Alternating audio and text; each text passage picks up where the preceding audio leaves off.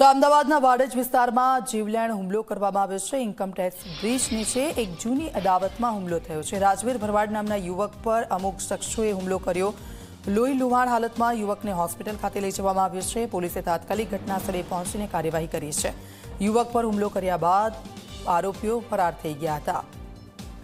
Income tax બ્રિજની નીચે રાજવીર ભરવાડ નામના યુવક છે જેના પર હુમલો કરવામાં આવ્યો હતો। અમદાવાદમાં ફરી એકવાર જાહેરમાં મારામારીની ઘટના સામે આવી છે અને આ બનાવ બન્યો છે ઇન્કમટેક્સ બ્રિજ નીચે પાસે વાડજ પોલીસ સ્ટેશન હદ વિસ્તારમાં કે જ્યાં જોઈ શકાય છે કે આ જે ઇન્કમટેક્સ બ્રિજ નીચે 4 રસ્તાથી જે અંડરપાસ તરફ જતો રસ્તો અને આકાશવાણીનો આ જે ગેટ એ ગેટની પાસે આ જે કોર્ટ આવેલો છે એ જગ્યા ઉપર આ બનાવ બન્યા હોવાનું હાલ એ જાણવા મળી રહ્યું છે અને તે બનાવમાં એ કિશોરને મારવામાં આવ્યા હોવાની એ વાત મળી રહી છે।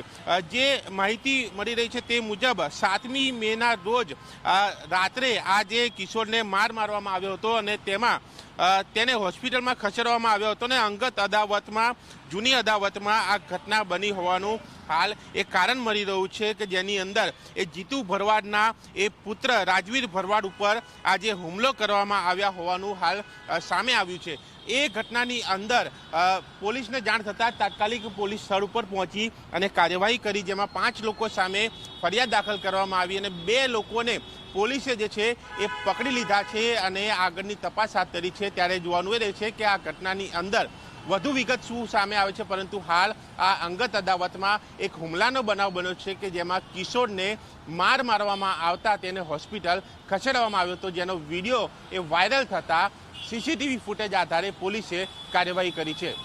કેમેરામેન અમિત સાથે દર્શક રાવલ, ઝી મીડિયા, અમદાવાદ।